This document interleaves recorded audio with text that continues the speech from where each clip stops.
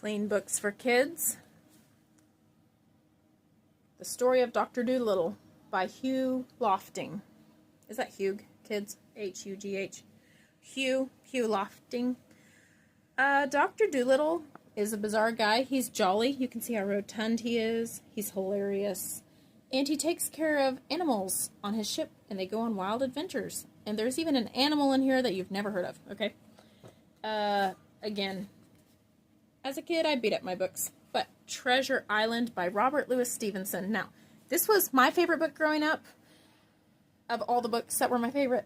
Now, my husband read The Black Arrow by Robert Louis Stevenson, and admittedly, my husband's not much of a bookworm, but he said that's his favorite book, so for what it's worth. It's basically Shakespearean, okay? So, Treasure Island, wow. Definitely a teenage read, okay? Because there's some guts and gore in here. I love it. This guy, his dad died, and he's a young man, and he goes off on a high-sea adventure with real pirates, okay?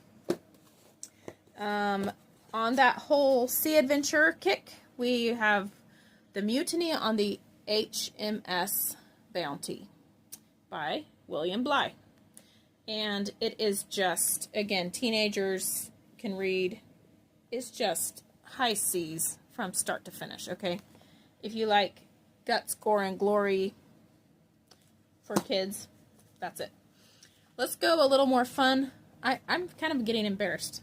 Another cover missing. My goodness. I was so rough on my books. Okay, Charlie and the Chocolate Factory by Roald Dahl. Am I saying that right? R-O-A-L-D, Dahl. And this book I have read to my children 3 times. Let me just read the back of this. Willy Wonka's famous chocolate factory is opening at last, but only 5 lucky children will be allowed inside, and the winners are Augustus Gloop, an enormously fat boy whose hobby is eating, Veruca Salt, a spoiled rotten brat whose parents are wrapped around her little finger, Violet Beauregard, a dim-witted gum chewer with the fastest jaws around, and Mike Teavee, a toy pistol-toting gangsta in training who is obsessed with television, and Charlie Bucket, our hero, a boy who is honest and kind and brave and true and good and ready for the wildest adventure of his life. So, this is 1,000 million times better than the movie. Don't just watch the movie. And lastly, for teenage girls, probably, boys could read it too, by Catherine Aries, North by Night. Set during the Civil War. And it's the wonderful story of a girl who helps some slaves get freed on the Underground Railroad. Enjoy!